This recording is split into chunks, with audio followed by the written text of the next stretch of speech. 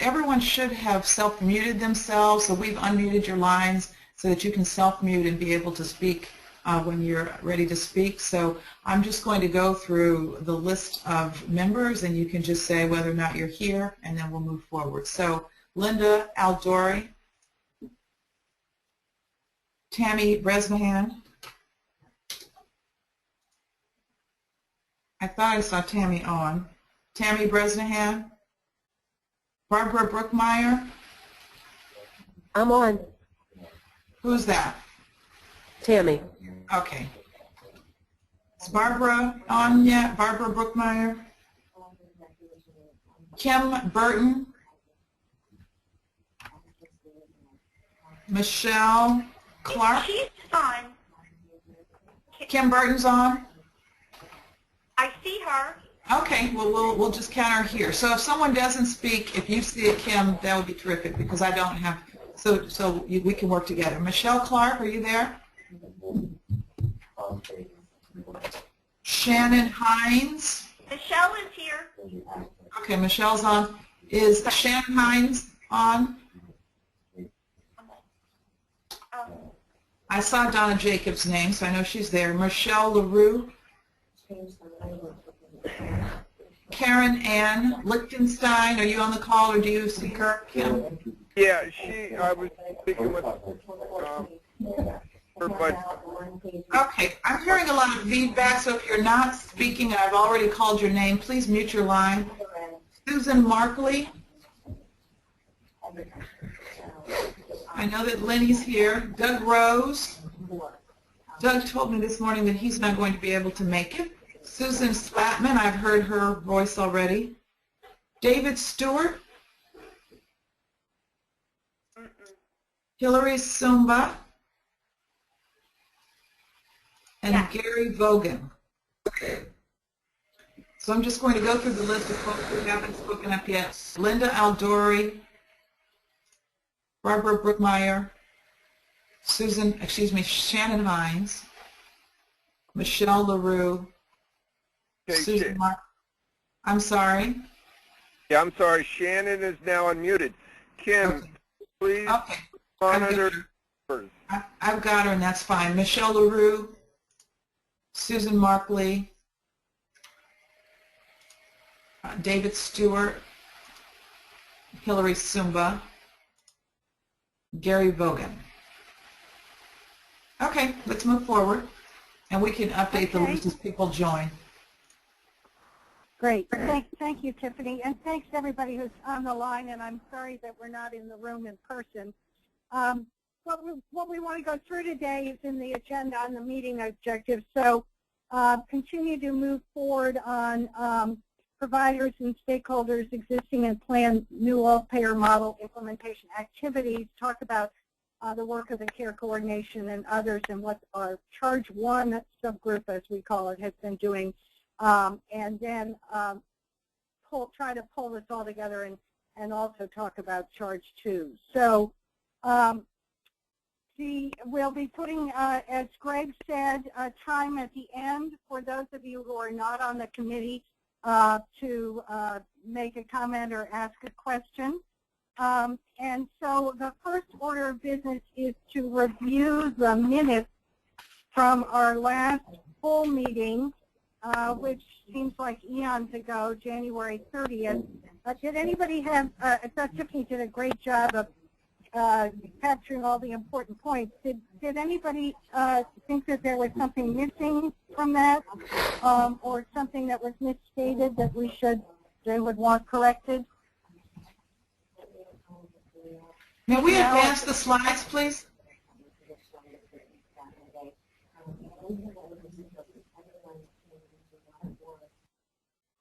Thank you. And to the next page.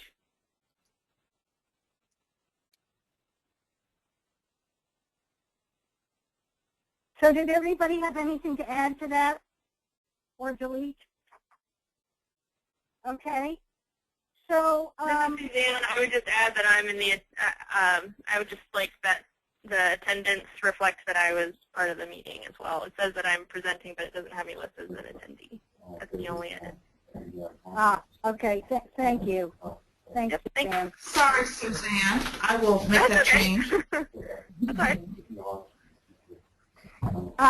Well, that would indicate that our presenters are more important than our members, Suzanne. So that's a perfect segue to a presentation by Patrick Dooley, who I'm sure many of you know from his days at DHMH and now Senior Director for Population Health Management at the University of Maryland's Medical Systems. And Patrick, we really appreciate your joining this today. Part of our charge is to look at sort of the big picture of consumer engagement and how we can get them involved in the process of the new all-payer model and making that work. And then also creating communication paths for consumers who actually have an impact on what hospitals are doing, so in a positive way. So Patrick, I'm going to assume that you are unmuted, and we can move forward, Greg, with those slides. Okay, wait just 1 second. I'm going to ask everyone to mute their lines. There's a lot of background noise, and so if you have your line open, I think everyone who's on the call just needs to double check that their phones are muted, or we're going to have to mute all the lines. Much better. Thank you. Patrick, of course, you are allowed to unmute your line. Thank you. It'll be much easier to do the presentation if I'm unmuted. Okay, Greg, okay. Well, I was just going to say, Greg, if you can advance to Patrick's slides, that would be great. Okay, and now I'm hearing the noise again. Yeah. Let me just mention to everyone, if you'll click your green microphone to self-mute yourself, because I can't see who's speaking, but I'm just going to go ahead and mute everyone, and we'll undo them one at a time. And then the members will have to raise their hands in order to ask questions if we don't find out who it is here right now. But, oh, okay. We have the slides ready here. Actually, if Patrick's online, I could give you the keyboard controls if you would like to. Sure. So I'll just click on the move the slides. Yeah, let me just find you in the list. There we go. Okay.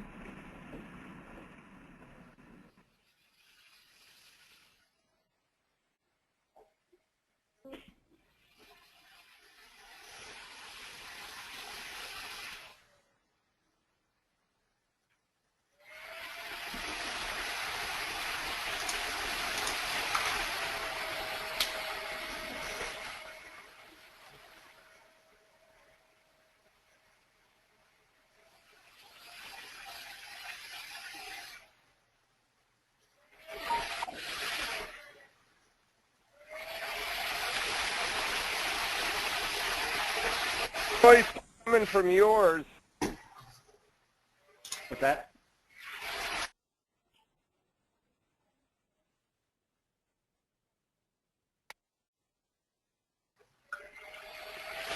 So let's just move forward because we have a really full agenda, and maybe when I can just say next slide if it's easier.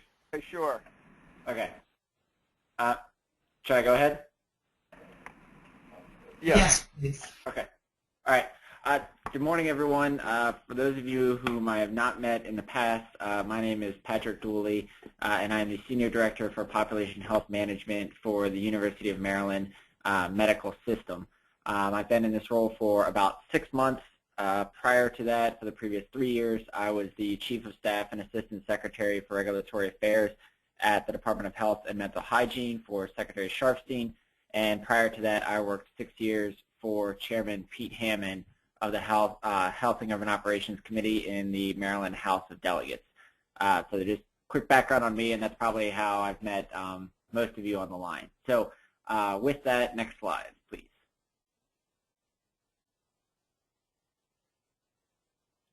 So first, just kind of wanted to set the tone of why is population health important. It's kind of the latest buzz term in healthcare, but I think really focusing more on right care at the right time is kind of an important frame to put everything in. So next slide.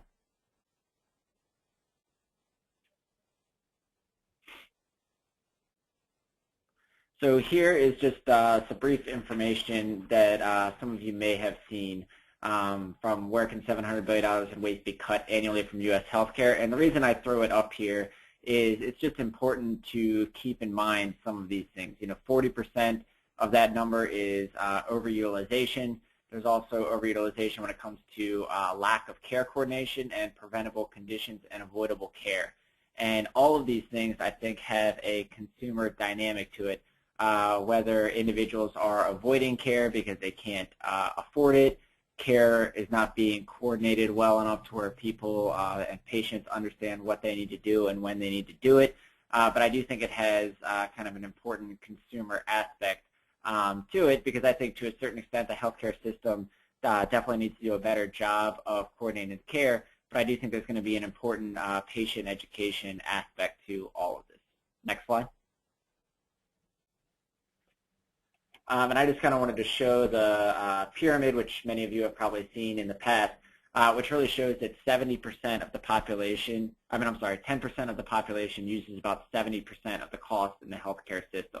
And those are really your high utilizers. And while many of these individuals have chronic conditions that are difficult to manage, there are plenty of examples throughout the country of better managing these conditions, which will lead to lower utilization of acute healthcare services, although you may and will likely see and will want to see an uptick in preventive and primary care services. But if a better job is done on the front end and the coordination is better managed across primary care specialists and others, you really can see a reduction in these overall cost trends and bend the cost curve. So I just kind of wanted to set the premise that if we do a better job simply of coordinating care, it will in fact be better for the patient and better for healthcare expenditures generally. Next slide, please.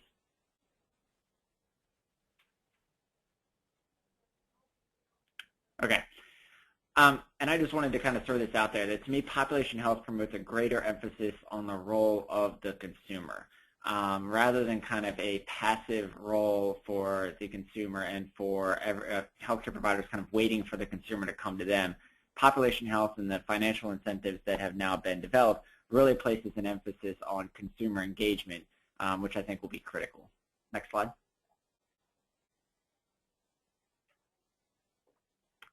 So this is just kind of a graphic to show kind of where are patients today, and I'm sure many of you that interact with patients have heard some of these things. If any of you have been patients yourselves, I'm sure you've thought some of these things.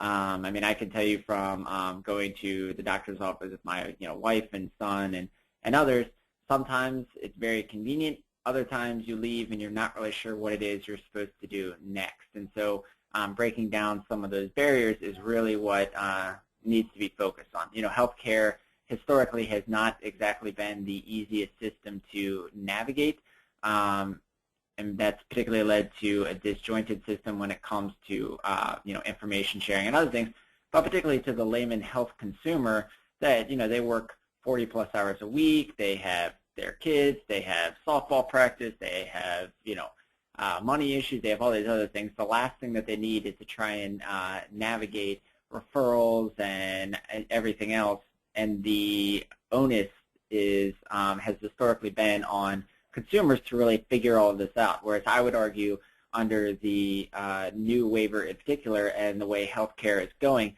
the onus is really shifting to the medical provider system to be more kind of consumer-oriented and customer-friendly, which I would argue in the past has not historically been the case.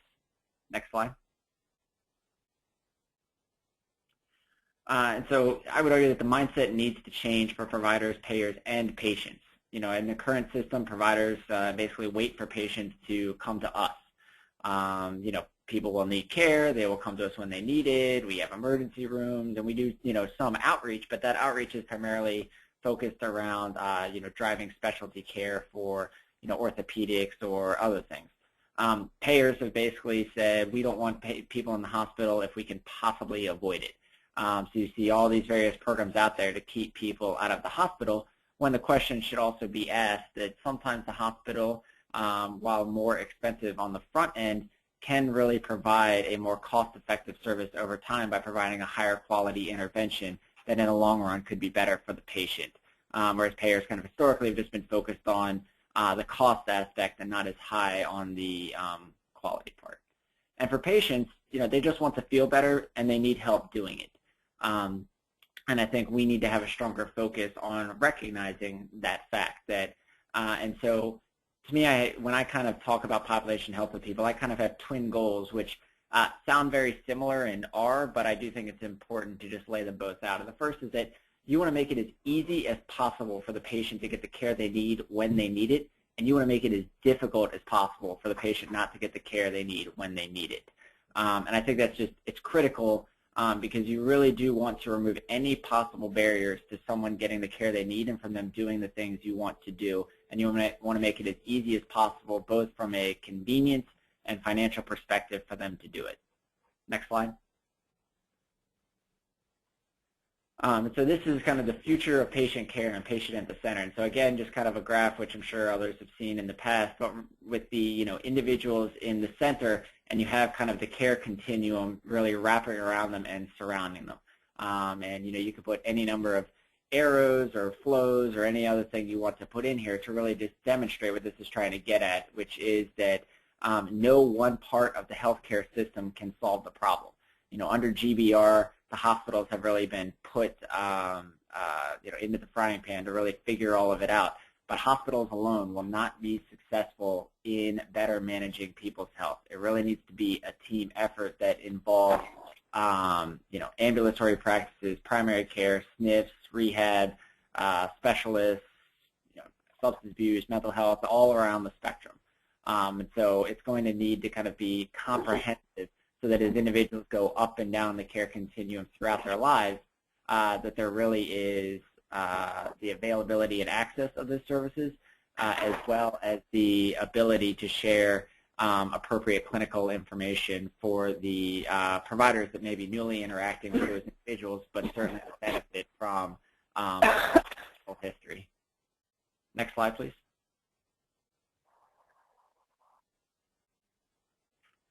And so how do we get there? And so these are in no particular order, but I just wanted to highlight some of the ways in which I think we can make progress on this. This first is physician-driven clinical performance improvement. And that's something that we are working on at the medical system by convening clinicians from across our 12 hospitals focused on specific areas, such as ED, OB, cancer, palliative care, orthopedics, and basically trying to pool the collective expertise of physicians across the medical system to really say, what are the evidence-based practices? What are the clinical protocols that we should be implementing across the medical system to reduce variation in care and promote the best clinical outcomes? And so by getting the experts around the table peer-to-peer to really talk through it, we will be developing kind of the best practice and then implementing them across our medical system to promote better clinical care. Relationships with community providers will be critical in this endeavor. Hospitals historically haven't necessarily had to have strong relationships with community providers, just depending on the way the care was provided, whereas now, particularly under the new global budget payments, there really is a strong incentive to make sure that those providers in the community, that we have a strong relationship with them. I will say that in talking to clinicians in the ED and other places, they will say they would feel much more comfortable diverting volume out of the emergency room or not admitting a patient if they were comfortable that there was quick and timely access in the community for follow-up care. And so reaching out to those community providers, some of which we have had relationships for years, others it may be we've kind of known about each other but never really interacted, will be very important. The third is creating an IT infrastructure, and that involves EMR connectivity within an individual hospital, within a medical system, such as the University of Maryland Medical System, as well as the EMR connectivity with the community providers. The ability to get a discharge summary from the emergency room to the physician offices through CRIS, or the ability to provide view-only access into a hospital's EMR for community providers so that they can see if they are the primary care doc for one of their patients, they can see the records from the specialists at some of our outpatient clinics, as well as the data analytics, so the ability to pull from not only EMR data, but claims data, pharmacy data, and other things to really risk stratify patients and identify those patients that may potentially be falling through the cracks and that are in need of a clinical intervention. Next slide, please. Provider contracting. This is one aspect of the global budget revenue that has not quite been figured out yet, in that now all the hospitals are under these capped global payments, but largely the physicians that are practicing in these hospitals are still on a fee-for-service, volume-driven approach. And while there has certainly been a movement towards incentives for quality benchmarks and paid for value, these will need to be thought through much more thoroughly. I think most that you would talk to would argue that this is the direction that we need to go in, but there may be and probably will be some likely legal and regulatory barriers that will need to be overcome. But ideally, you would eventually get to a point to where providers are able to spend more time with patients and really treat them in a holistic way, and kind of get off the treadmill of trying to see as many patients as possible, because that's the way the fee structure currently works, which is not ultimately advantageous for the provider or the patient, and it certainly is not advantageous to the hospitals under the new global payment. More robust care coordination, and care coordination can take many forms. I would argue that it should be as localized as possible. While there certainly may be a need for call centers and other things in order to arrange appointments or various things like that, if you have someone in a call center in Frederick trying to coordinate care for someone being discharged from Dorchester Hospital and coordinating with home health and the local SNF and all those sorts of things, it's likely to be far more effective if that care coordinator is on the ground at the facility or in the community in which the individual resides, so that they better know the individual, the providers, have those relationships, and can really make sure that those transitions are handled the most effectively. And care coordination really needs to be much more than simply arranging for the discharge. It needs to cut across facilities, specialties, and services to make sure that that individual not only has a discharge plan, but also is actually following up with that provider in the time frame established by the discharging clinician, and then gets any wraparound services that in fact they need, whether it's DME or anything like, or home infusion or any other thing like that. And so it's a really more, I would argue, kind of a wraparound care coordination rather than in many ways the traditional one of establishing a discharge plan and getting them back home as quickly as possible. Next slide, please. Patient involvement, which I know you all are very interested in. And I would say, we talk a lot about technology and individuals having an app on their phone that would tell them to do this so they could enter that information. I think some of them that I've seen hold promise, others less so. I would say, and this goes back to the making it as easy as possible for the patient to do the right thing, and it's hard for them not to. And I would say, there are certain apps which will, you have to go log into them in order to enter your blood sugar or to enter your blood pressure, those sorts of things, which are great, but that's really targeted to the individual that's already thoughtful and cognizant of those things that will make the conscious effort to do it, versus ones that maybe prompt you directly every day when you wake up, or as soon as they know that you're supposed to do your blood sugar at a certain time, sending you an alert, which may ultimately be more effective. But I do think that there isn't going to be a substitute for the personal interaction between the clinician and their patient. People still want to be able to pick up the phone and have a warm body on the other end of that line to ask the questions and get the answers that they need. and that doesn't mean that you can't use technology for telehealth or anything like that. But I do think that at the end of the day, people still want that human interaction and to know that somebody cares when they're oftentimes going through some very difficult and challenging and confusing and scary times.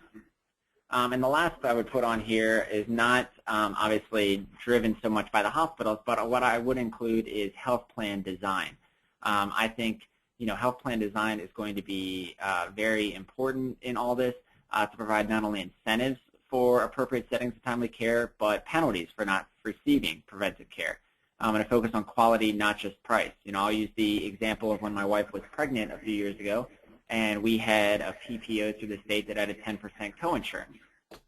So rather than going to the OB clinic at the hospital where I knew there would be a facility fee, we saw that same exact provider with the same exact services provided at the clinic out in the community, so that the facility fee would not have to be paid. And so, when patients have historically had these kind of Cadillac plans where it doesn't really matter to them, which hospital they use, what provider they use, anything like that, because they're not on the hook for any of the price.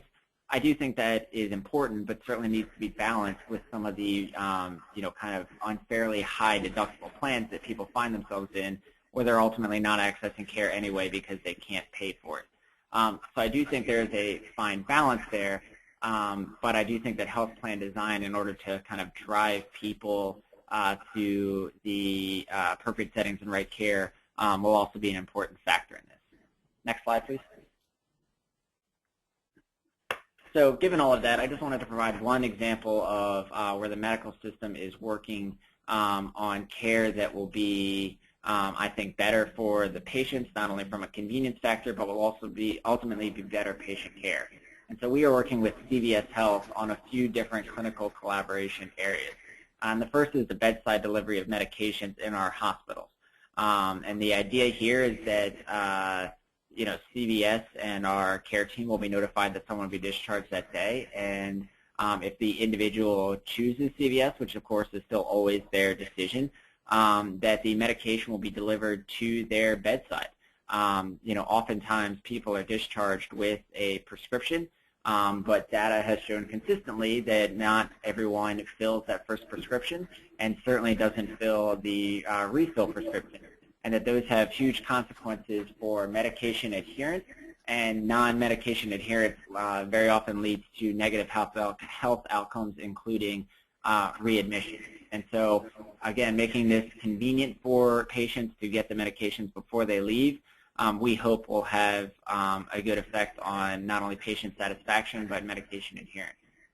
And along the lines of medication adherence, we are working with CVS pharmacies as kind of an extender of our ability to interact with patients out in the community. A diabetic may see their primary care physician every couple of months, but they may be in a CVS pharmacy on a weekly basis. And so how do we use alerts on medication adherence to know whether or not that individual with hypertension has picked up their medication or not? And it may involve a couple of calls from CVS first to try and make the first effort, but then really tying in something to our primary care doctors that if they've tried what they can and they still can't reach the patient, that CVS would reach out to the primary care doctor or the specialist that prescribed and say, we've tried to reach Mrs. Jones a couple of occasions. We have been unable to. Maybe you should follow up with him or her. And the idea there is really that you get as many touches as possible to try and have patients be compliant. And, from time to time, people are busy. Everyone needs a gentle reminder. And I think that kind of as many touches as you can have on people will certainly help.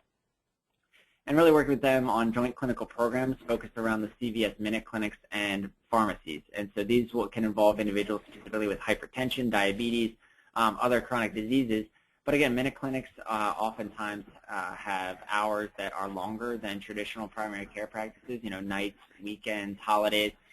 They are not meant, nor do they want to become primary medical homes for individuals. They, as they describe it, have very clear swim lanes, but it's really a convenience factor for the patient. And we're working with them on the ability to trade visit summaries with them, so that if an individual does go to the Minute Clinic and they are in one of our primary care practices, that minute clinic summary would be sent to the primary care physician so that they can follow up with the patient shortly thereafter to just make sure that they are getting what they need.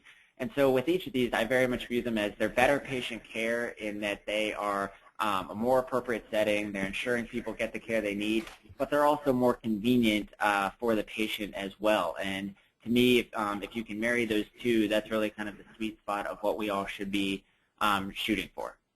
Next slide, please. And that's it, but I'll be happy to answer any questions you all may have.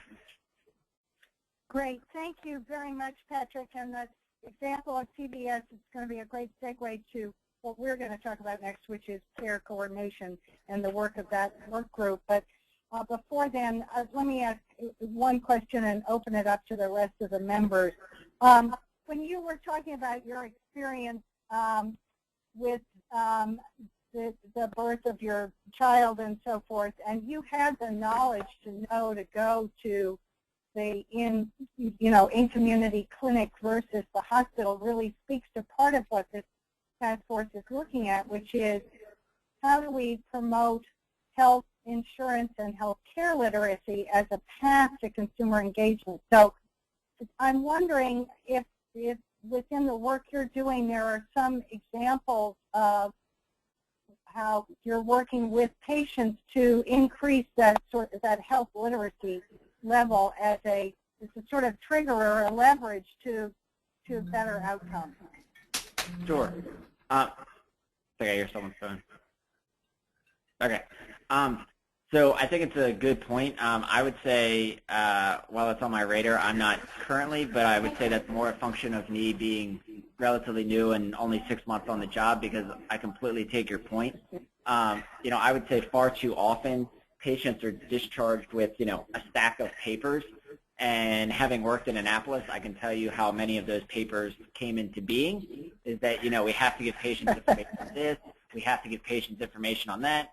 And while each individual one seems like a great idea, pretty soon there's a stack of paper of which even, someone like myself who's, educated about these things and is interested and engaged, I largely get home and set them on a pile on my desk and don't look at them for a couple of months.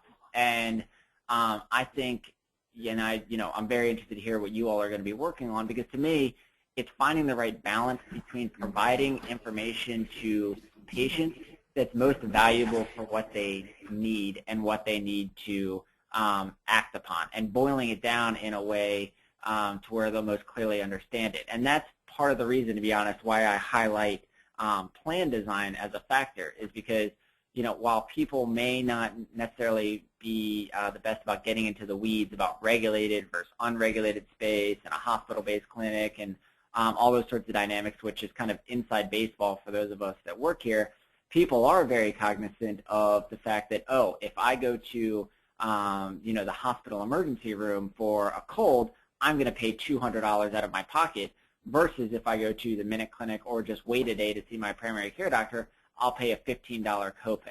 And so I think part of it is just patient education on what actually is in the plans in which they have. In my experience, most people have no idea what's in their plan, what their deductible is, what their coinsurance is, anything like that. They look at the monthly premium, and that's it. And so, I think that I'm interested in any way that we can be helpful in that, but I'd certainly be interested to hear kind of the direction you all are heading there as well, because I think that there has to be a balance between just inundating people with massive amounts of information in the interest of kind of transparency, versus it just being completely ineffective because you've given them more than anyone can actually process. Yeah, thank you. Did others have questions?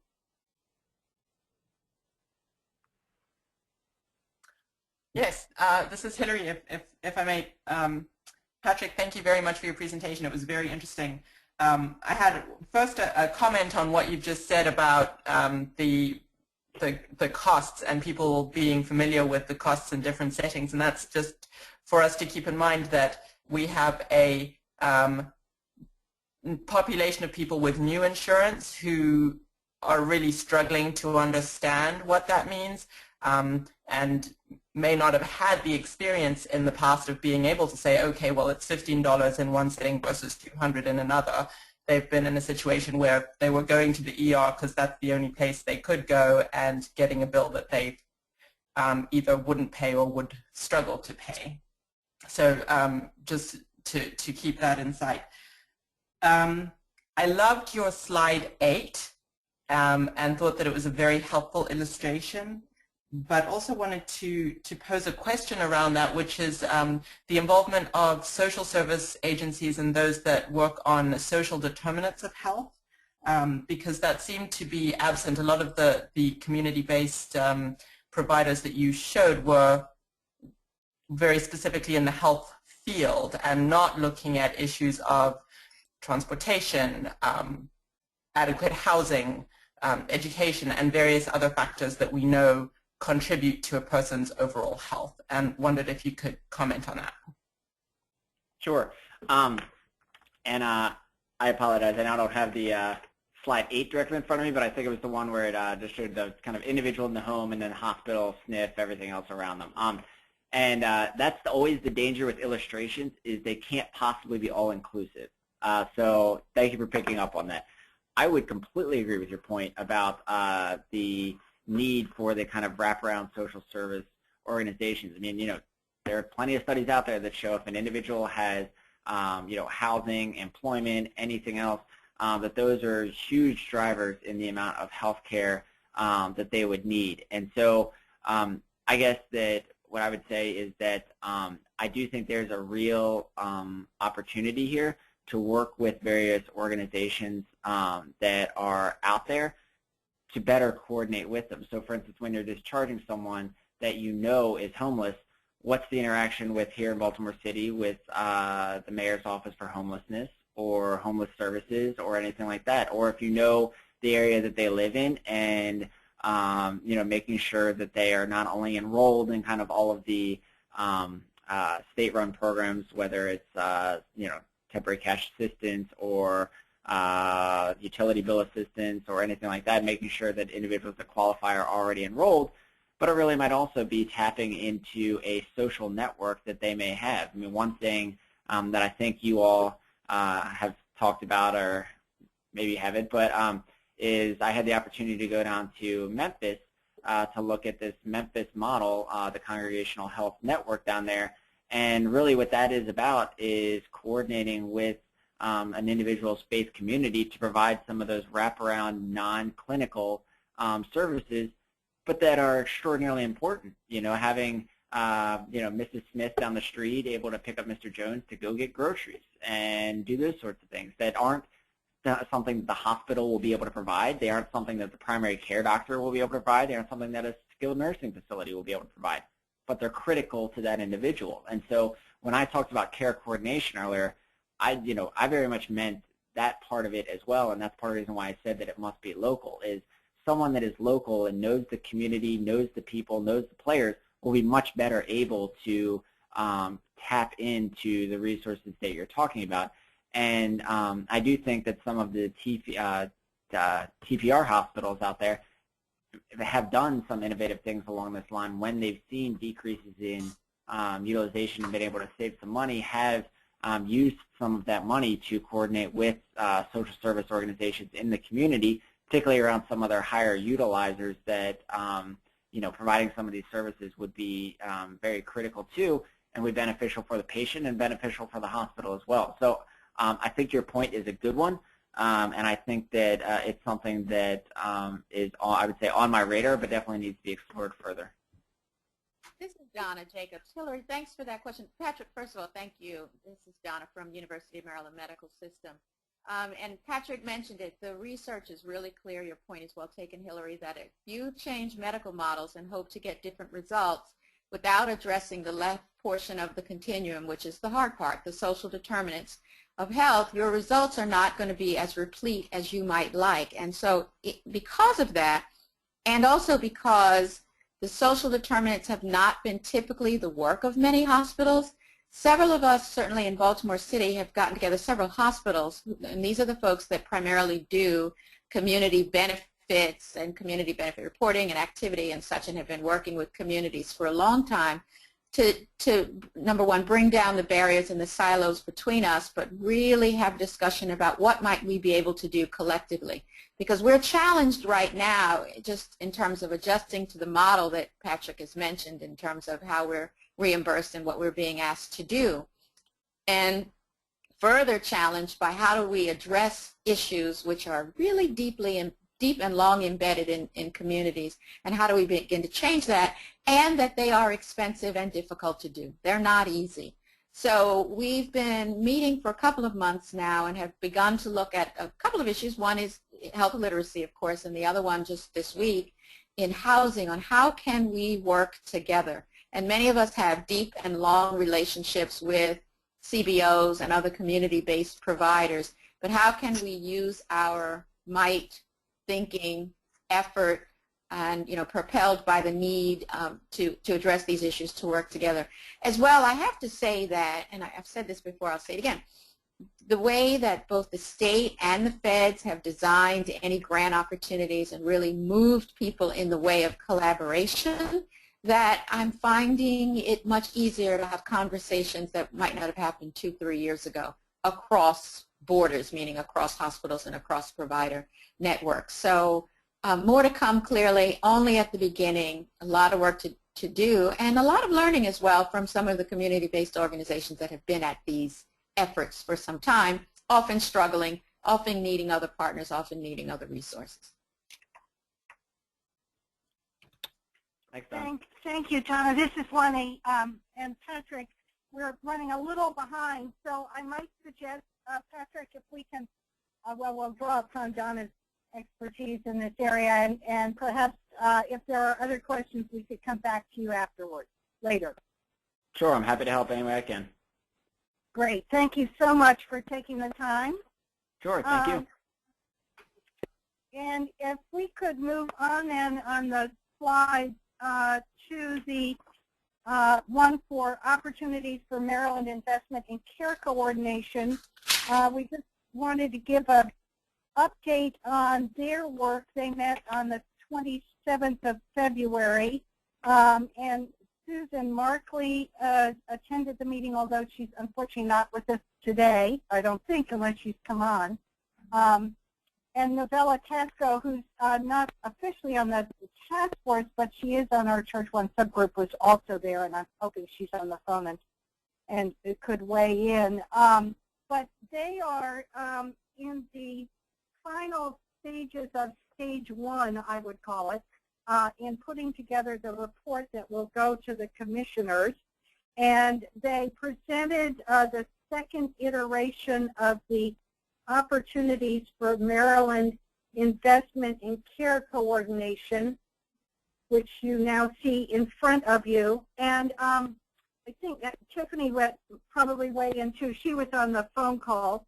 But you can see that one of their big buckets is the encourage the patient-centered care and patient engagement. And in particular, steps 8, 9, and 10 on the next slide, on the next page, Greg, talk specifically about the work that we are doing. And they did, I think that we're going to see some changes in this section, talk of combining Section 8, the Lead the State Level campaign to encourage individuals to participate in care plans and complete and share the medical orders, and the education of patients around care coordination resources and opportunities. So I think it's encouraging, obviously, and certainly not surprising that there's an emphasis on this patient, I would say, / consumer engagement. So I think we expect to see the next iteration in a couple of weeks. But Tiffany, did you want to weigh in on something on this part? I don't have anything to add, but I do know that Susan is on the line, and Novella, in case they'd like to add, but you've covered it well. Hi, this is Susan. Yes, I am on the line. However, I've lost connection with the webinar. Could you repeat the question, please? Oh, so Susan, what's up on the screen that you can't see is that opportunity chart that they presented at the care coordination work group. We just wanted to emphasize the importance that they've put upon patient and consumer engagement. And maybe I'll just say, add in that Gene Ransom with MedChi made a strong statement about the importance of physician engagement, and he, among others, were interested in working with our task force. And Lori Doyle spoke to the do it early and do it often, and also spoke to Lynn Quincy's point about, when is the call to action, what is the best time to do that. So, Susan, I was wondering if you had any strong takeaways from that you wanted to share with the others. Yeah, what I heard was, I was in the back of the room, obviously, listening to conversation and picking up pieces. Basically, what I heard was that this education piece for care coordination is a very important one, and I concur with the comment that Gene Ransom made about physicians being integral in sending the message to their patients in regards to, the system change and connecting with their providers in a different way, doing some other things that they hadn't otherwise, been a part of doing, and just around engaging the consumer a little bit closer in this group. And he did make mention of this group and the work that we could possibly do to, really take their message forward, beyond what we had originally intended, I believe, this work group to actually do, but to really, start thinking about what the messages should be and how they should be getting out there. So I think that just some of the work that we're doing in the subgroup and this particular task force really plays into, what the overall care coordination, what they're setting up in regards to system, processes, access, all those kinds of things, may be something that this particular task force can really take, to the next level in regards to really closing the gap on education. Yeah, that's great. And it's interesting, Susan, of course, is with HCAM, and Gene always talks about the fact that HCAM is one of the few connector entities that has a partnership with MedChi or providers or physicians. So I think I agree we should definitely keep that in mind. Much of the discussion, the early discussion on this operations chart was around the development of the care plan. And I just want to make sure that as they continue to discuss those and develop them, that the consumer voice and the health literacy voice are at the table as those move forward. Absolutely. If I could speak to that for just 1 minute, because I believe that is really still a discussion point in terms of, I know there's going to be recommendations or preliminary ones come out of the care coordination work group, but I think that still is something that the care coordination work group is challenged with trying to decide on, what that is, what information is exchanged, what the care plan looks like, and who actually develops that, and what's something that is shared among providers, and then what is a care plan that's more specific to whoever's working with the person at the point of service. So I just wanted to say something about the care plan, because I don't think there's no decision made around that. That was my take on it, and I could be wrong. Yeah, that's a good point. So we'll be sure to, with HSCRC staff, that we communicate that to the care coordination work group early. Right. Yeah, good. Did others have any questions about the care coordination work group or issues we should flag for them like that one?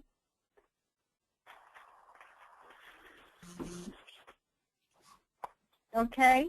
Hearing, oh, sorry, go ahead. Did I hear somebody? No. Okay. So let's move on to the next item on the agenda, which was an update from Suzanne Schlafen about the work of the Consumer Outreach Task Force. Can you hear me? Yep. Go ahead, Suzanne. So you can hear me? Great. Thanks for having me. So the update is that we've had several forums already. Attendance at Howard County has been the largest with 130. We've also had similar attendance in Prince George's County, Carroll and Frederick, with about 30 people attending on the lower shore. We went to their Tri-County Local Health Improvement Coalition meeting in Somerset last week. Very well received, and for anyone who's interested, the recordings, video recordings, minutes, and evaluations are all available on our website for those who weren't able to make it. If you have any partners in those areas who are interested in how the local response from your local hospital and other folks have been, that's all there. If you have any other questions, feel free to reach out to me.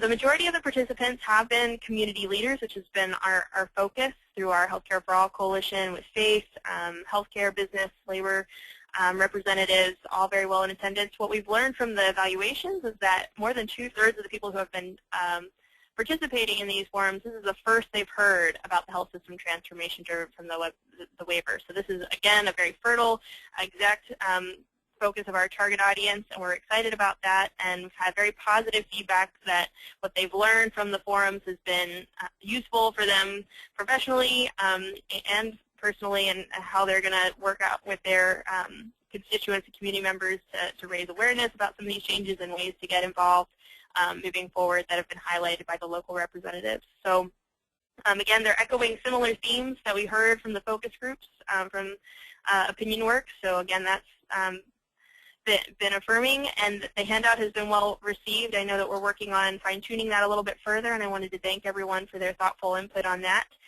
We are, stay tuned for a more up-to-date version. Until then, we're still working on fine-tuning the overall approach. The agenda tends to contain a welcome from the host, and Vinny, our president, is kind of the MC, followed by a presentation from a representative at HSCRC talking about the big changes, and then a local representative of the hospital and health system talking about how they've responded to some of these changes and how they're planning some of the changes coming up, followed by a presentation by myself and a local FACE leader on the FACE Community Health Network, and some best practices for engaging some of those natural community-based leaders who can be great allies in both care coordination, as we were just discussing, and just helping people stay healthy. So hitting everyone on that 70-10 pyramid that Patrick just talks about. So followed by a lot of really rich discussion, opportunities for asking questions about what this means for them and for their communities, and there's been great discussion back and forth with that. We are planning on a few others in Anne Arundel County, Southern Maryland, Western Maryland, Baltimore City. We're still trying to nail down a date for Baltimore County. And we also have one coming up for Montgomery County as well. So please stay tuned. The next one will be on the Mid-Shore on Monday, where I'll be giving the presentation. And we're also working with Tiffany on fine-tuning some of the evaluations that we're going to be circulating at these moving forward. Now that we've gotten some of the base, we're starting to see a lot of repeated themes. We're going to try to update that evaluation form so that we're starting to dig a little deeper and getting feedback from the folks who are participating and understanding a little bit more the finer points of how best to engage folks and what their questions are that can help inform both the report from our task force and hopefully also be valuable for the recommendations drafted by this committee. Are there any questions? Let me ask you, this is Lenny, Suzanne. So when you say 2/3 are unaware of the new all-payer model, those 2/3 are coming from a community that is engaged in healthcare as opposed to consumers. Am I right? Not necessarily. They are members of our coalition. A lot of them are space leaders. So it's people who care generally about public health, population health, but not necessarily eating and breathing it every day. But they're not. But they're not the actual. They're not. For the most part, your audiences are not the consumer themselves. They are. They're the trusted leaders who the consumers would turn to with questions like that. So we're just making sure that they have resources that they're able to pass on when consumers have questions, or you know, that they're aware of some of these changes that are going on. Okay, thanks. Mm-hmm. Any questions for Suzanne?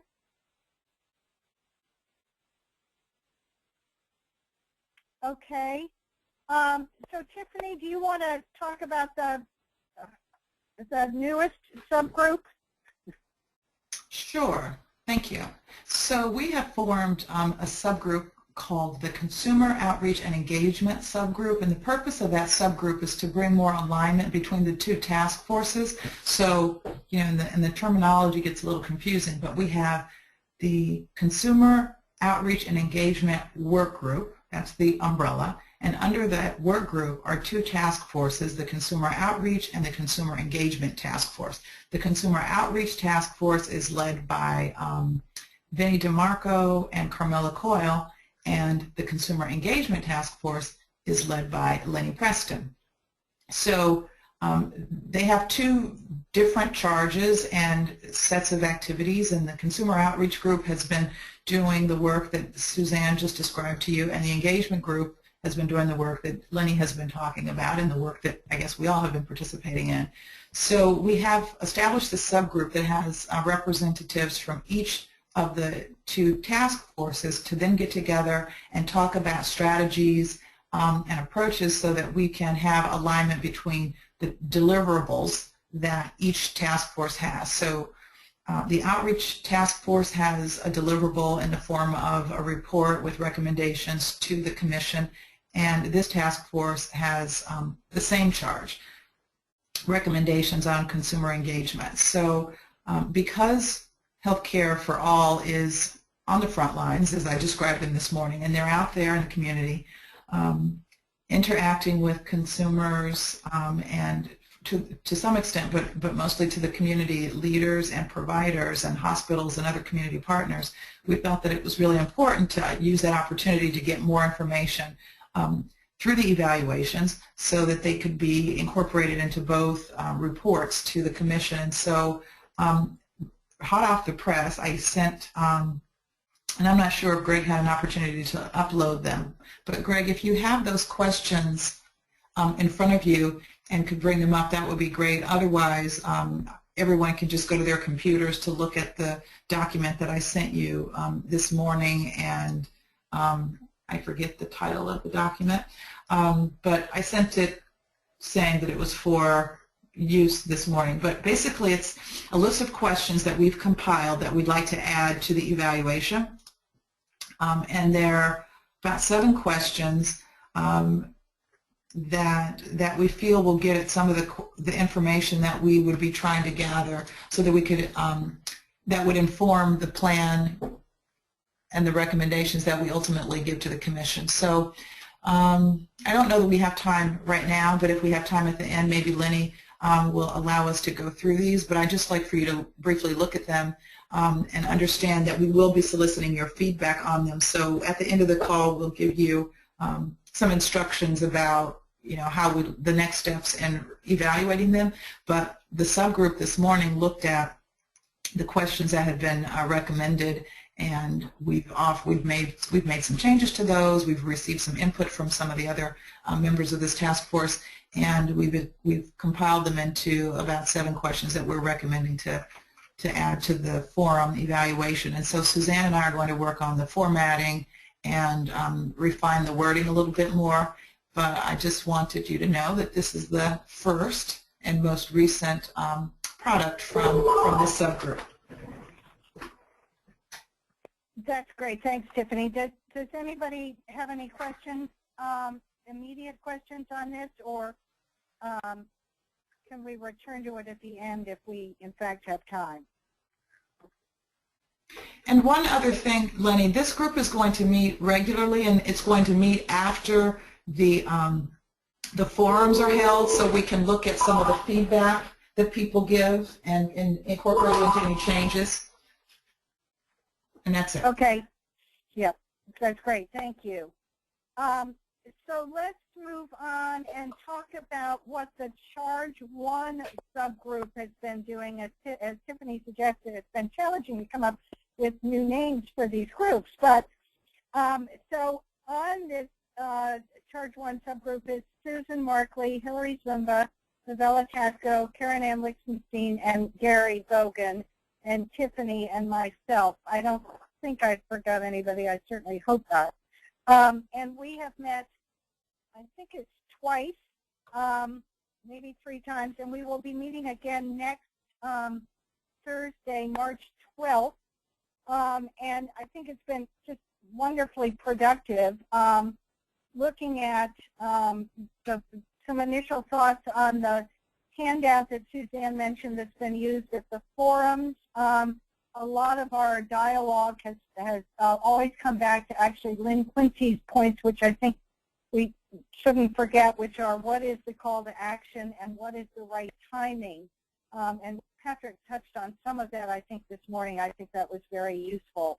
And then in thinking about what it is we're going to provide to the commissioners, and I should say to the care coordination work group at the end, I said to the members that this is a huge lift what this task force is trying to do, and that basically we just need a magic wand, which we haven't yet discovered. So the subgroup has been looking at creating basically a strategic plan to move this forward, and then also to create an operational plan. And I'm going to ask Tiffany to go through this in a minute, but one thing I want to highlight in our last meeting was a recommendation or a suggestion that in addition to the consumer engagement piece of this, the dialogue and so forth, that we think about creating consumer-focused metrics by which we measure hospitals. And so we'll be putting that concept on the table as well. But Tiffany, do you want to go through the operations plan? Sure, and it looks like I inserted it in the wrong place, so you'll have to advance to, and I think, Greg, you already figured that out. So the second, page 2 of the operations plan is on page 13. But I won't go into it in great detail because you all have it and can read and have had the opportunity to have a look at it. But you don't have to advance right now. If you can just go back to the first page, great, thanks. So like Lenny said, the subgroup 1 has met a few times now. We decided that a strategic plan at this stage, in the absence of, identified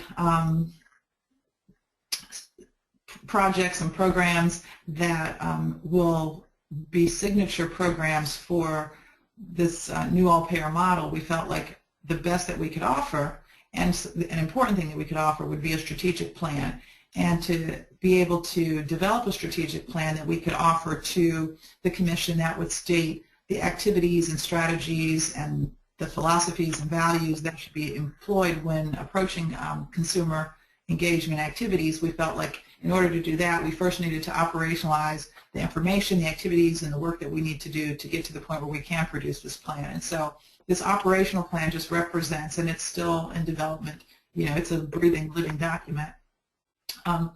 But it represents the major activities that we feel need to be completed, and so we need to first clarify and expand the charge of the task force and subgroups, and it sounds like some of the discussion at the care coordination work group meeting suggests that we might be expanding the charge of this task force and possibly our subgroups. And we felt like we would do that by having some internal discussions.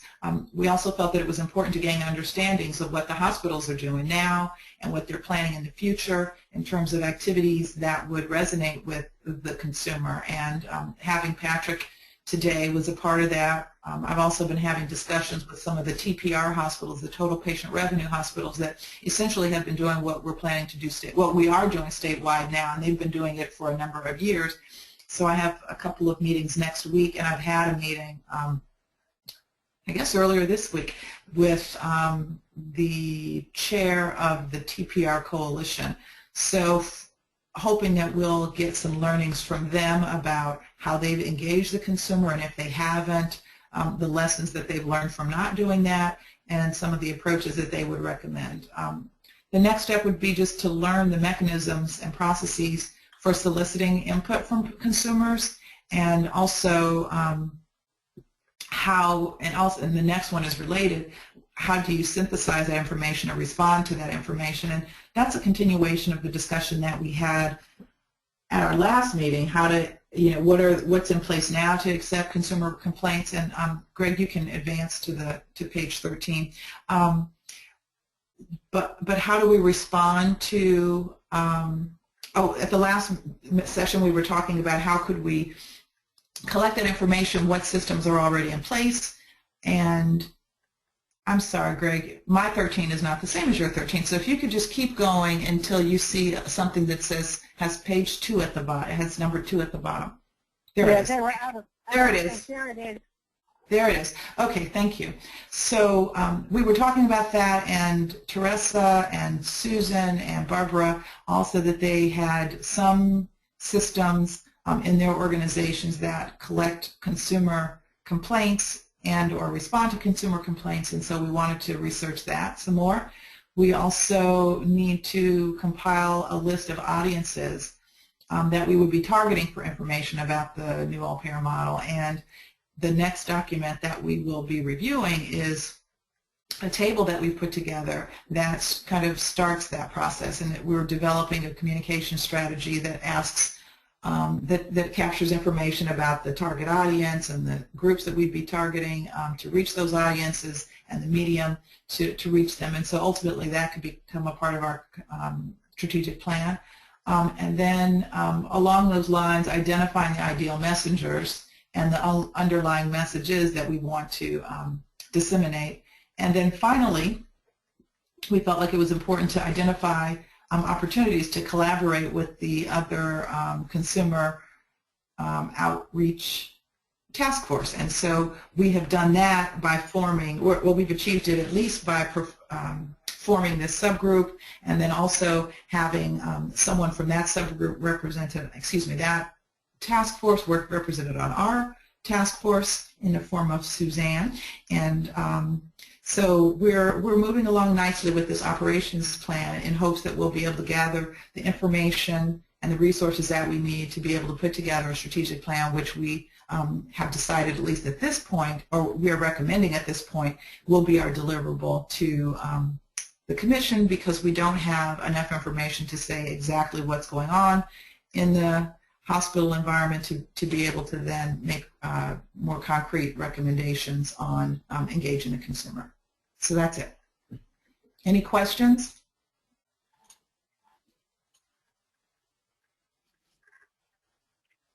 So this is Lenny. So we'll be presenting the HSCRC Commissioners meet next, I think it's next Wednesday. So we'll be making an initial presentation on where we are in this process. It would be helpful if the members, if you haven't already, if you could go through that operational plan, and if you see some glaring, miss the obvious kind of things, feel free to let us know. As Tiffany said, it's a work in progress. So, so if there are no further thoughts on that, Greg, you're going to have to go back, I think, to that to pull up. Oh, I'm sorry, Tiffany, you were going to talk about base camp, I believe, at this point. Okay. Can we get to the base camp slides, please.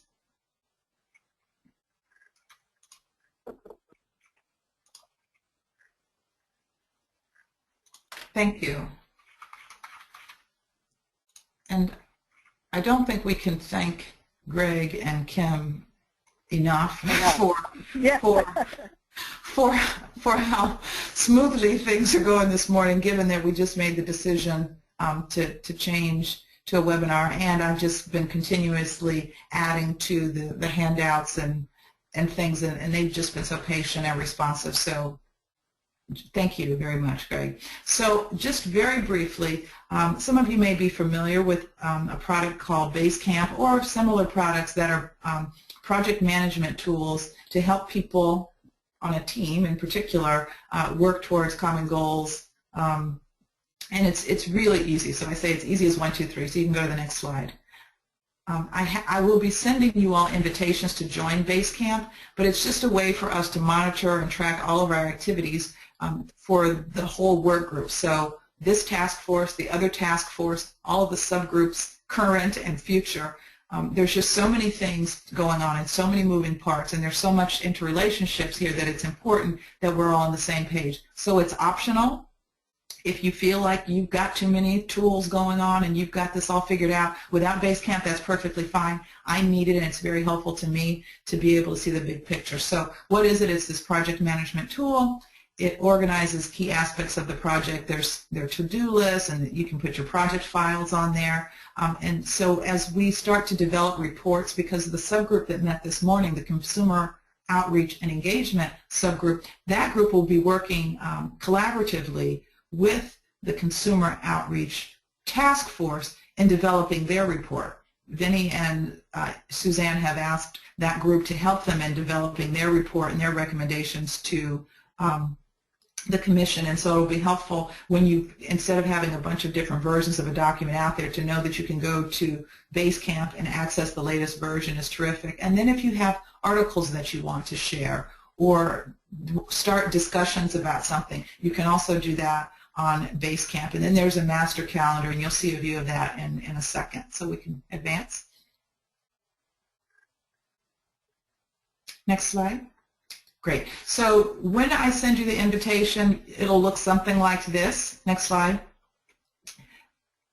And then all you have to do is click there to get things started.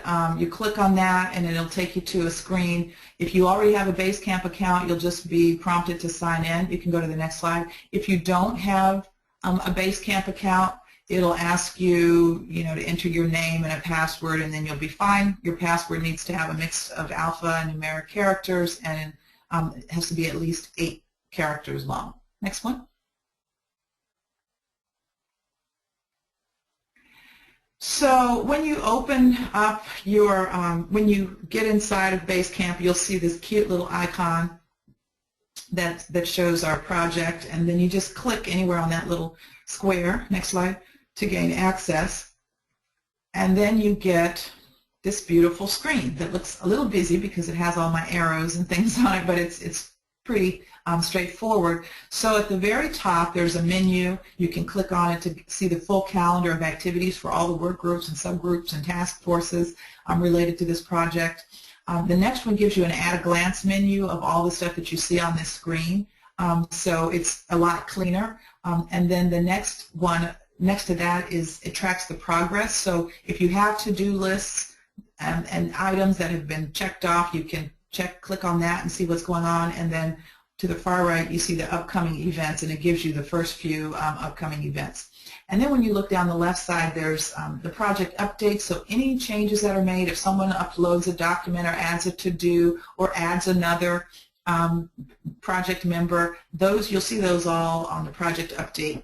Under the project update section, and then the to-do list, everything that needs to be done, and anybody can generate a to-do list. So if you want to add a to-do list or add to your subgroup's to-do list, you can do that. And if you delete it, then it just shows up in the project updates, but we'll see all the activity that goes on. And then the project files, and the thing that I think is really cool about this is that you can see the full name of the file, and in some instances in PDF versions you can actually see the front page of the document, and all of the files, all of the reports, everything that we've been using can be accessed there instead of you trying to search your email. Where is that survey, or where is that operational plan? It's all right there. Next slide. So, and this is just a bigger view of, a larger view of what I showed you on the previous page, so it just gives you a close-up of what you'll be saying. Next one. And this is the full project calendar, and this is one of the things that I think is really neat about it. It's just, in my handheld device, I can't look at a calendar and see every single thing related to this project. So it's neat if you're going to see, when the next forum is coming, or when's the next commission, the full commission meeting, or when is the next, work group meeting. So here you can see the deadlines. So it has the ones with the boxes are all the to-dos, and it lets you know when, what to-dos are coming up. So for example, yesterday feedback was due on the forum evaluation, and on Monday Healthcare for All is having their mid-shore forum. There's a commission meeting coming up next week on Wednesday that Lenny and I will be attending, and there's a subgroup 1 committee meeting next week. So this has all of our activity for the entire work group there. Next slide. And so what task force members can do, when you go on, you can create the to-do list like I talked about before, or add to existing ones. You can access all the files. You can add files. You can view calendar and add events to the calendar, and create and contribute to discussions. So we can have discussions for the people only in our group, and they'll just be maintained inside Basecamp, but you'll get a notice through your email that there have been some, that there is discussion. And you can also post notes in the form of text documents. Next slide, please. And so this is just a screen that's shot that shows you how to initiate a discussion. It's really simple. You click at the top where it says, on a previous page that I showed you, you click on the discussion, you type in the subject. It's just like an email, and post it, and it will go to everybody in the group unless you want to specify who it should go to, and then you can do that. Next slide. And this allows you to post a document. So for example, notes from a meeting, you can just cut and paste them right here. So if people want to know what happened or they missed a meeting, it can be here or it can be in the documents file. But the subgroup meeting that we had this morning was brief, and we just had a few action items resulting from it, and so I intend to put the notes from that subgroup. So if you're not a member of a subgroup, but you want to know what the subgroups are up to, they'll be posted here in the text document. Next slide, please. So there's lots of help available on Basecamp. Hopefully you found it, by looking at these slides, that it's really straightforward and intuitive, but there's help on every page. So every single page that you view, to the far left, there's a little help button, and you can click on that. And also it has these really neat, really quick videos to show you, to provide tutorials on the different capabilities and functions. So on the main page and on all the other pages, it'll say, watch a quick video about something, and they really are quick. Next slide. I think that's it. So are there any questions about that, about Basecamp? I did have some people on the subgroup earlier, the subgroup call earlier, who were singing the praises of Basecamp, so it was really nice to hear that people have experience with it and have found it to be useful. It's extremely, extremely helpful. And when you look at this operational plan, and if the other task force has a similar plan, and all the subgroups have a similar plan, it's going to be very difficult, particularly for me as the project manager, to keep up with this. And so it's a tool that I use, entirely optional. But if you need to access any of the information about a project, it's a lot easier to go here than to search through all of your messages. And once you log into Basecamp, you can click on a button and say, keep me automatically logged in, and then anytime you click on a message or go log on to Basecamp, it'll just automatically pop up the screen. And so sometime later today, I'll be sending an invitation to all of you to join Basecamp. If you're interested, just click in, sign up. It's very quick and straightforward. And if you're not, you don't have to. So thank you very much. And if there aren't any questions, we can move on. Any questions?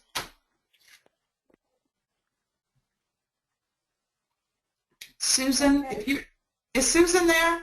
Because Susan Markley had a really had positive things to say about it, and so maybe she can just briefly share her.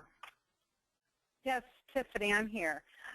Yeah, team, I worked with a very large organization, and we were working on several projects together, and we implemented Basecamp, and it was a wonderful tool for us to be able to share. We were in different states, not just different locations, but actually different states, so getting together on a regular basis. We did a lot of conference calling, and this was one way that we could put everything in one location, and it was very easy and send messages back and forth and just kept the project moving forward. So we didn't have to wait for a meeting to do things or to come together on a specific issue. We could say this, make sure you weigh in on this by such and such a date because we'll need that for the meeting on such and such a date. It's very simple, it's easy, and it really helped keep things moving along. So that's just my input. Great. Thank you, Susan. And what you said made me think about something. There's, a lot of people use Dropbox for large files. If you can just go to Basecamp, you can dump the files there, and you don't have to worry about file sizes because it can accept it there. So this replaces Dropbox and a lot of other individual programs. So thank you, Susan, for sharing, and thank you for letting me speak about it. Lenny? You're welcome. Great. Now that we've talked about the tools, maybe we can get back to the content. And if Greg, you can pull up the communication strategy chart, which may require going backwards instead of forwards.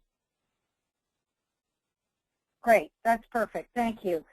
So this is the big product, and again, a work in progress from the Charge 1 subgroup, and the conversation at our first meeting was around the need to identify and break down the multiple audiences. So, as I say, this is a work in progress. Hillary, do you want to talk a little bit about how we got to this point, and then open it up for questions? Are you calling me or Hillary? Hillary. Oh, okay, because you sometimes confuse us. I'm sorry. Just wanted to make sure. It's because our names both end in Y, so those confusing Ys. I think that Lenny and Tiffany have both touched on some of the factors that we as a group were grappling with in coming to this table, which identifies and prioritizes audiences and messages as building blocks for an NAPM communication strategy. So I won't dwell on those, but just to recap them very quickly, we weren't exactly sure what the different hospitals would be doing as strategies to work more in the community. Different hospitals and health systems in different parts of the state will all be doing different things that are appropriate to their specific communities. We didn't yet have the information from the consumer engagement, from the care coordination task force, which we now have, and that's great. And so we were trying to find a way to get concrete around something that we could deliver. And so identifying and prioritizing the audiences came up as a good starting point. And so we thought about the NAPM and how it has short and long-term goals. So certainly in the long term, the idea is that this would eventually be impacting all people in Maryland who could potentially interact with the health system. But there is a short-term test, and so initially focusing on those high utilizers that are the most expensive to the hospitals is a good starting point to help meet the waiver test in the immediate months and years. And so thank you very much for bringing those up for us earlier in the call. And just to reiterate what Patrick said, it's the top 10% that really it's just about 10% of patients that really account for the majority of costs in the health system. It's also useful to remember that these high utilizers only remain high utilizers for about 12 to 15 months. There are factors that come into play. Unfortunately, many of them may pass on because their health conditions have been so severe, or they were high utilizers because of an acute and one-time incident and they then recover. So there's a relatively short period of time that we have to work with these folks. And because of that, it's very important what the Care Coordination Work Group mentioned in their document today, to do the health risk assessment so that we can project who we would need to be targeting messages toward in the future. Once they get to be high utilizers, it's much harder to go back from that. And so what you see in this table is the breaking down of those audiences with the direct or primary audience, those consumers, the high utilizers, specifically those who are dual Medicare and Medicaid eligible and Medicare beneficiaries. And then below that are the ambassadors or messengers who can interact with these folks in various different settings. Importantly, those ambassadors include those focused on health care delivery, as well as the social determinants of health, which we discussed earlier, and also the general trusted community resources, which are those that the outreach task force is working with in the forums.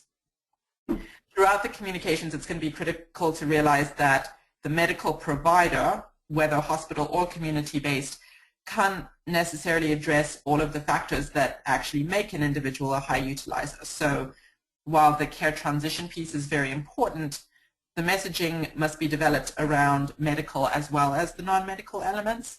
And so one of our next steps is going to be to fill in that central column, the message and call to action, and to really think through the various touch points that these messengers have with the primary audience, and both what we need to say to them to engage them as ambassadors for the NAPM, and what they would then need to say to the patient or consumer to help them to be more engaged in their healthcare and ultimately, hopefully, have a better experience of care and contain their costs. And we know from Lynn's reports that those are the areas that consumers are most concerned with. So just very briefly, it does bucket those ambassadors out into the healthcare providers, social service providers and agencies, and the community-based organizations, civic organizations, and community advocacy groups, and consumer advocacy groups. And I'll leave that.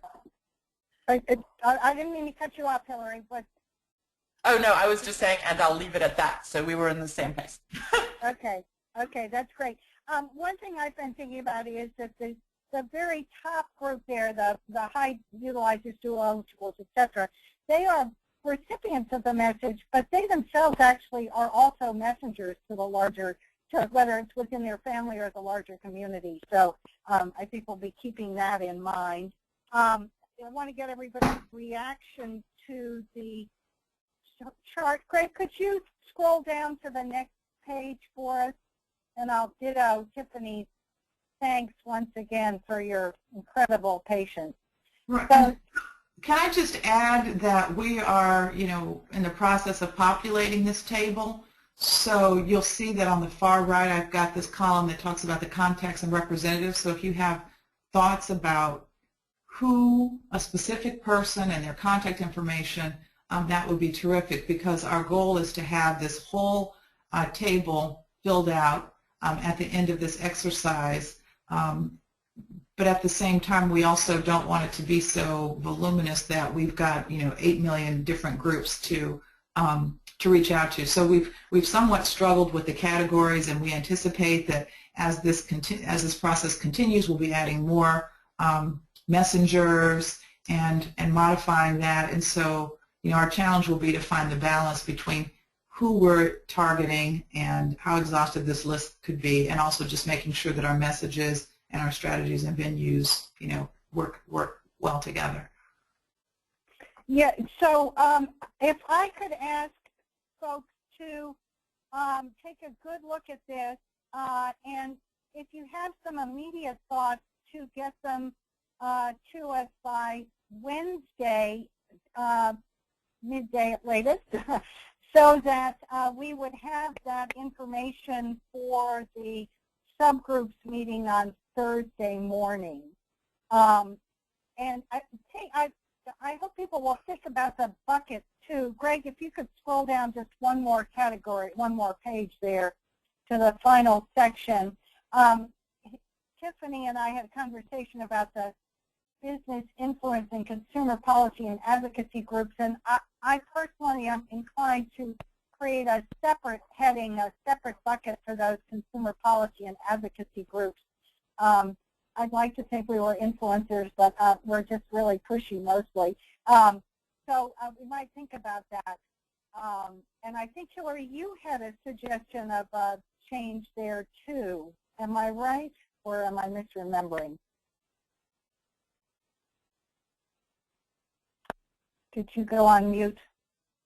I think that I'm unmuted now. I think that it could work either way. It does make sense to split out the consumer advocacy groups because the way the advocacy groups interact with consumers is somewhat different. It's not as day-to-day as those community-based organizations and civic organizations. So in that sense, it may work to do that. I think overall, though, it's important to keep in mind really the two larger categories of primary audience, and all the rest are secondary audiences or ambassadors. Yeah, thank you. So others who may be seeing this for the first time, although I guess we would hope you might have looked at it overnight while snow is falling and you had nothing better to do, are there any initial thoughts or any additions from those who actually serve on that subgroup, including Novella, if she's on the phone?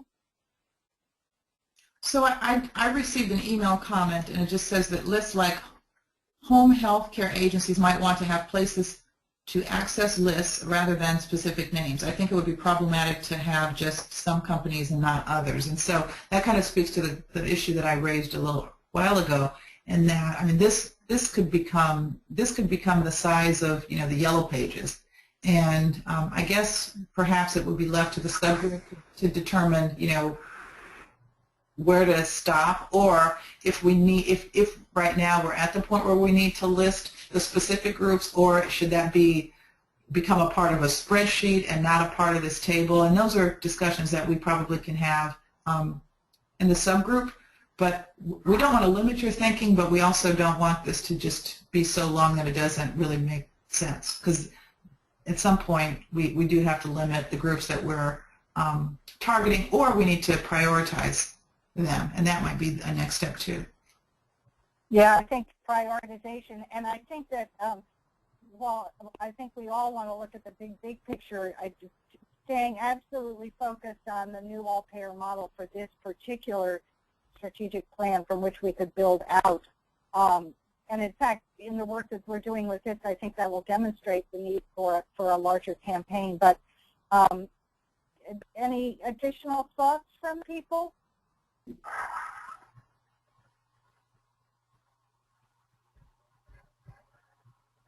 Okay. Well, if you could, we would. The subgroup hopes to present something at the April meeting as a sort of preliminary to our final strategic plan. So having the input of the very smart people who are not on the Charge 1 subgroup would be enormously helpful. But we will have a thorough discussion about this in April. So anything else to add there, Tiffany, from your perspective? No, I think we've got it. We covered it. Okay. I just want to reiterate, so your deadline, and perhaps the deadline, because we do want feedback on the questions the recommended questions for the evaluation for the forums, and we also were seeking some comments on the operational plan. and the communication strategy. So Yeah, I was going to leave those under the action items because if you can tick those off, save those, and then we'll come back to them and as we set our timeline for those action items. Does that make sense? well, it does make sense, except that you suggested that the feedback would be due on the 11th of March. Yeah, that's fine. I was just going to pull it all together at the end. But that's fine. Go ahead. Okay, I just wanted to just tell them that all of that could be due together. But we can address it at the end. Okay, that's fine. So we have not paid as much attention to our second charge, so we wanted to talk about that today and potentially recruit some of you to help work on that. As I said, this is what we've taken on here is pretty enormous. But let me remind you about Charge 2, which is to provide ways for consumers to engage with decision makers, regulators, and so forth on the impact on individual and or community health issues related to reform initiatives and principally the new all-payer model, and to ensure appropriate and consumer-friendly communications processes for those that are impacted. So we want to look at how is it that consumers can now, how do they get information that will inform their visit to the hospitals or an understanding of their care coordination, and if there are challenges with that, how do they, whether it's file a grievance or a complaint or whatever it is, because that information helps the hospitals improve, and it also helps those on the policy end of things to look and say, you know, there are a lot of issues, there are a lot of consumers having a problem in this area. Maybe there's a need that we, you know, a way that we need to address it. And as Patrick said, and we're all in Annapolis this month, right, driving us crazy, but we know where all those pieces of paper come from. And so we want to make sure that whatever we design or recommend is practical, is good for the consumers, and helps to drive a positive policy discussion and transformation. I love Don Berwick, who always says, you know, it's not that we need to educate the consumers to a broken system, but we really need to fix the system. And what we want to do as part of this charge 2 is to look at ways that that system can be improved and find ways to foster that. And I think it's interesting that the work that this task force as a whole is doing, and this piece in particular, is actually will not only benefit Maryland, but it's another great example of how we're doing something that's in the lead, because national groups like Urban Institute and Consumers Union are really interested in this process that and the procedures that are in place for consumers to express concerns about care, or if beyond that to file a grievance or complaint, and then how does that drive policy? So we're not, to some extent, there are not many models to look at here. So I think that the work of this group in this area is really important. And one of the questions that we now have is, what information do we need in order to inform us about how we address this charge? Who should we be talking to, like Patrick Dooley? And as Tiffany said, in looking at the TPR hospitals, perhaps we can get some information from consumers who have been living under the system up there as to what they're seeing in this regard. But I wanted to open it up to others. I know that at the last meeting, the full task force meeting, there was a discussion of where is this information going to come from that we need, and Susan sent some information about their ombudsman program and the type of information that they're getting. Do you want to talk about that, Susan? Sure. I did send some. I got some statistics from our administrative care coordination unit, and within that unit is the ombudsman program. And basically, this care coordination unit serves Medicaid patients only. So it's those Medicaid clients who are assigned to an MCO that may have been lost to care, maybe have never, fully engaged. And so when we get complaints through the ombudsman, it's not necessarily just a complaint, but a lot of times it's asking for help, and also helping. Mostly, a lot of the things that we get are around system navigation. People don't know how to access things. They don't know who to call. They don't know how to, get transportation, just a variety of things. Who do they send what to? Just, just learning about how they interact, if you will, with the system. And then we do get complaints, and we do resolution of those complaints with the consumer and whoever the complaint is around.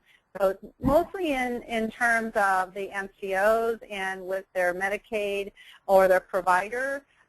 So we play that go-between with our HSCRC unit. Now, there's an ombudsman program in every county in the state of Maryland. So every county does this type of work. And that's really our experience in our organization of how we interact with folks who actually have questions or have problems. It's mainly around those two things. One, it could be any kind of a complaint in terms of their provider, or maybe they didn't get access as quickly as they wanted it, or there's a variety of things they could be. And then the other piece, like I said, was really around system navigation, how to get from here to there. So I can go into some of the numbers around that, but I don't know that that's going to make a lot of sense. But it's really around what the function is around the ombudsman and what kinds of how people interact with that.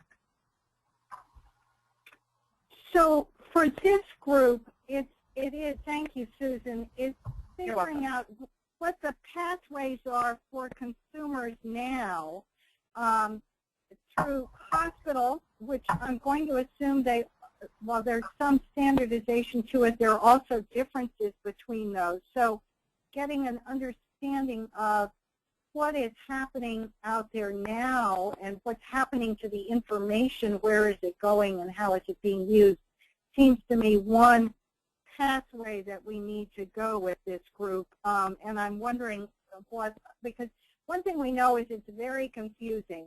And to go back to the need for this, particularly in the policy area. So we've been working in Annapolis on a bill that would be enforce compliance of the federal and state parity laws.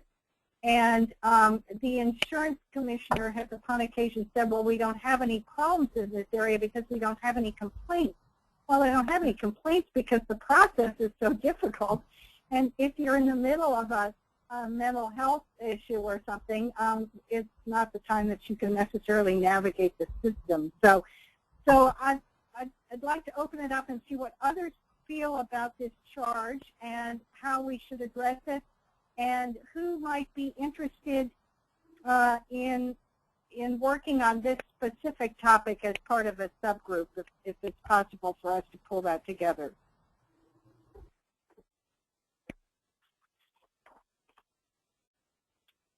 In this case, silence is not golden.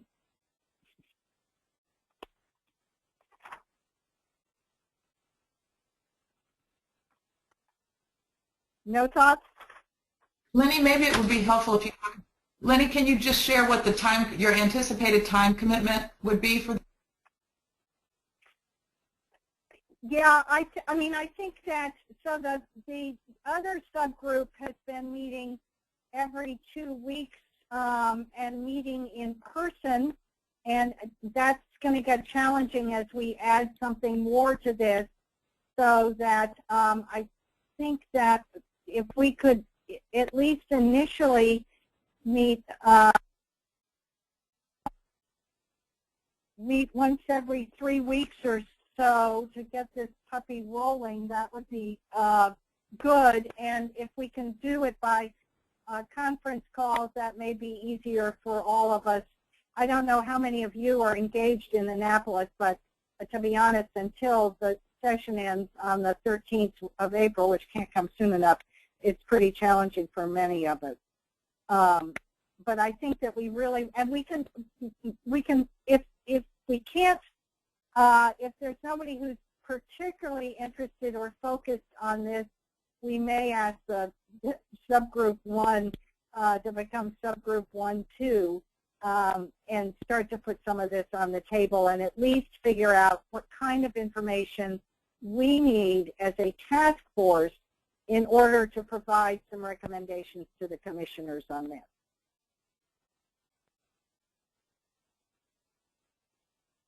Hi, Lenny. This is Novella. I sent in a message. I'm sorry, Novella. You started, but I lost you. I said I would be happy to participate. Oh, great. Okay.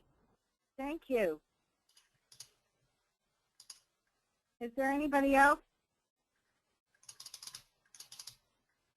So since, Novella, you're on that subgroup 1, we'll take this, put this on the agenda, if that's okay with Tiffany, for next Thursday, and pursue it more. And we may, Donna Jacobs, if you're still on, I think we would like to come to you and Gary on this one as well, but not force you to join us at multiple meetings, if that works for you. Well, I'm on the phone. Okay.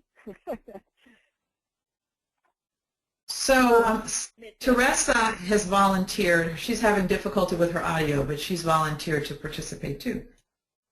Great. So Thanks, she's Teresa. Sorry, go ahead. Oh, I was just saying thank you to both of them. And Lenny, it might help if you let them know that you do take everyone out to. It would help if what? If you let people know that you treat us all to lunch after the meeting. I would be more than happy to do that, believe me. Or breakfast. Some of these are so early. Either one. Absolutely. And there's a big prize at the end of this in July. I don't know what that is yet, but anyway. So can I just add one more thing? I got an email asking if someone can have a non-task force member to be a part of the subgroup.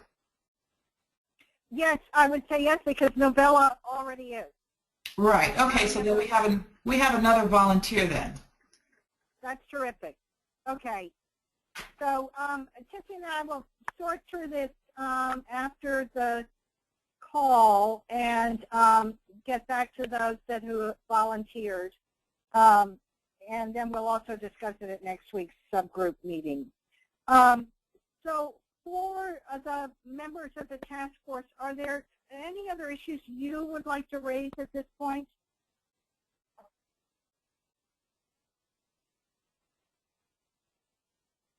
Okay. So to go to the action items, so as Tiffany, you want to run through what our March 11 deadline items are? The March 11 deadlines, well, we reviewed the operational plan, we reviewed the recommended questions for the forum evaluation, and we also looked at the communication strategy table. I'm not sure if it's too ambitious to get feedback on all 3 of those, so perhaps the document that we feel that we need for our discussion on the 12th, our subgroup meeting on the 12th, perhaps we can ask for that one by the 11th, and then the others we can ask for by the end of next week, and I'll send an email to that effect. So feedback on the communication strategy table will be due on the 11th, and then the other 2 documents will be due on the 13th. But if you have lots of free time, and this weekend, instead of shoveling snow, you'd like to do this homework, you can get it all to us by the 12th. Excuse me, the 11th. That's great. Thanks, Tiffany. Greg, maybe if we could open it up now, and if there are those on the call who are not task force members who would like to make a comment or ask a question or give us some ideas, that would be great. Okay, certainly. Yes, we will do that. Please, if anybody has a question, raise your hand on YouTube. Shannon Hines, can you unmute yourself? You had a comment in the group.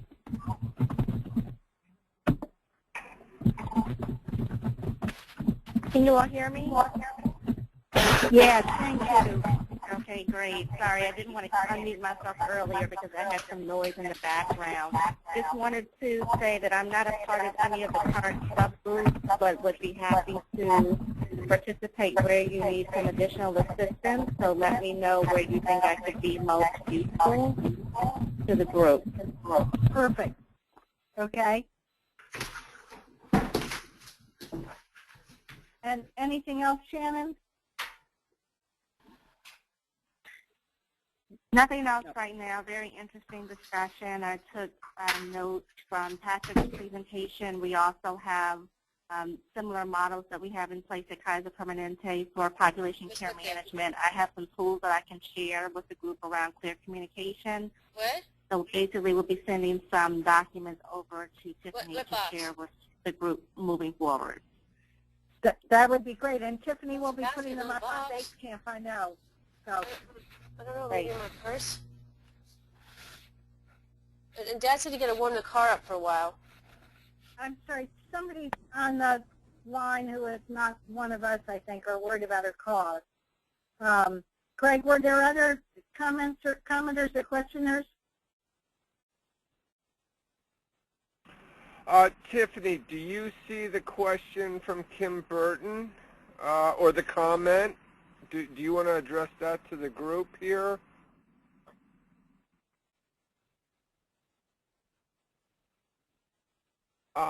It's a little bit long. I'll read it here. Kim Burton had to leave. She was checking out of a hotel room, but she mentioned that she wanted to tag into the comments by Susan Markley around care planning and low literacy. Mm-hmm. Okay, that's, yeah. She goes on. Do you want to take that over there, Tiffany?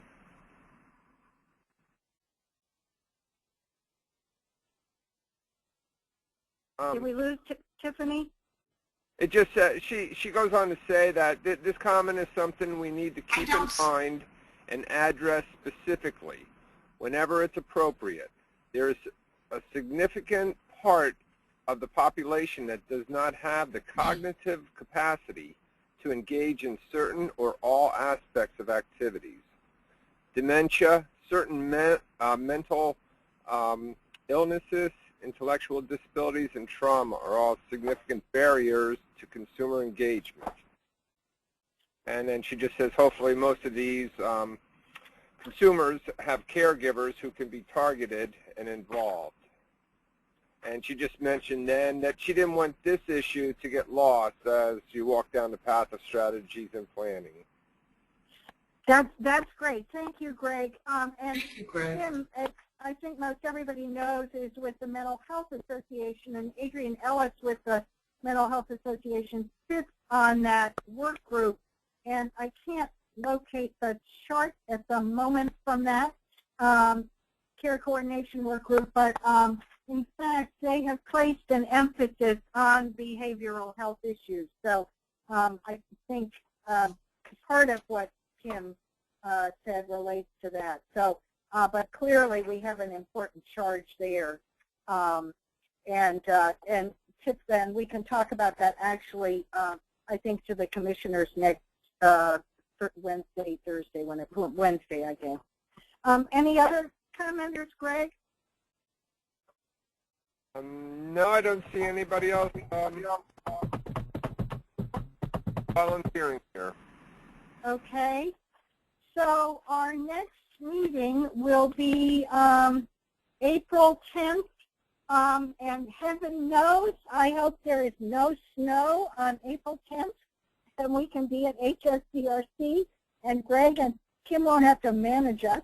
And then the next meeting after that is May 29th. So by then, we need to be closing in on a initial first draft of what our strategic plan is going to look like.